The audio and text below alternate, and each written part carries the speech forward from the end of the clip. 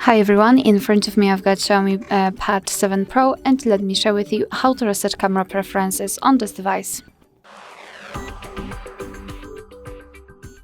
So let's start with opening the camera app, and right here we've got the standard photo mode. However, it does not really matter on which mode you will be. I just wanted to draw your attention to the grid lines. I've applied them before I've started the recording because I'd like to show you that the visual evidence that the reset option will work, so they should disappear after resetting.